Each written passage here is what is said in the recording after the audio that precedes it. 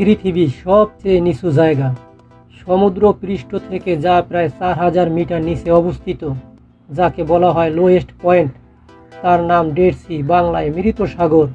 বলাই বাহুল্য, সাদুম জাতির অবাধ্যতা ও সমকামিতার মতো জঘন্য কাজে লিপ্ত হওয়ার কারণে মহান আল্লাহ তাআলার পক্ষ থেকে নেমে আসে ভয়াবহ আযাব।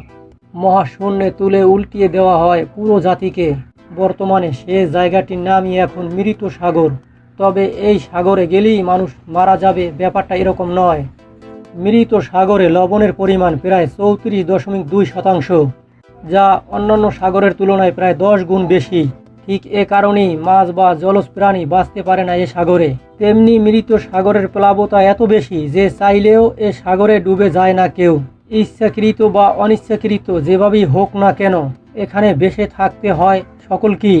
চমৎকার ব্যাপার হলো, নাম সাগর হলেও মৃত সাগর ভূমি দ্বারা পরিবেষ্টিত। এটি একটি বিশাল হ্রদ। এর পূর্ব পাশে জর্ডান ও পশ্চিম পাশে ফিলিস্তিন ও ইসরায়েলের পশ্চিম দিক। এ হ্রদের গভীরতা প্রায় 1240 ফুট, দৈর্ঘ্য প্রায় 67 কিলোমিটার এবং প্রস্থ প্রায় 18 কিলোমিটার। বিস্ময়কর এ হ্রদের রয়েছে ধর্মীয় ইতিহাস ও জর্ডান ও বাইতুল মুকাদ্দাসের মধ্যবর্তী অঞ্চলের নবুয়ত প্রাপ্ত হন লূত আলাইহিস সালাম। সেখানেই বাস করত সাদুম অধিবাসী। সাদুম জাতির লোকেরা ছিল অত্যন্ত বর্বর ও অত্যাচারী।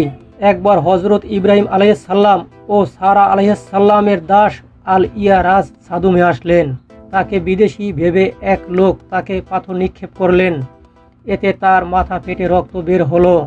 তখন পাথর নিক্ষেপকারী তার কাছে এসে বললেন যে, আমার পাথরে তোমার মাথা রঙিন হয়েছে, সুতরাং আমাকে এর পারিশ্রমিক দাও।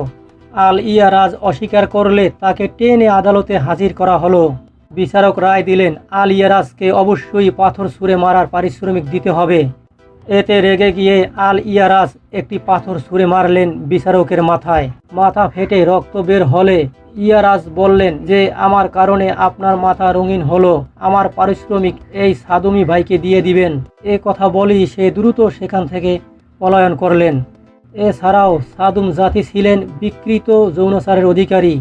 এ জাতির উপর আযাব বর্ষণ করেন আল্লাহ আজ্জাওয়াল। ইসলাম ধর্ম মতে সেই আযাবের স্থানেই দাঁড়িয়ে আছে আজকের মৃত সাগর। প্রতি বছর অজস্র পর্যটক দেখতে যান মৃত সাগরকে। এছাড়া মৃত সাগরের কাদা চর্মরোগের জন্য বেশ উপকারী।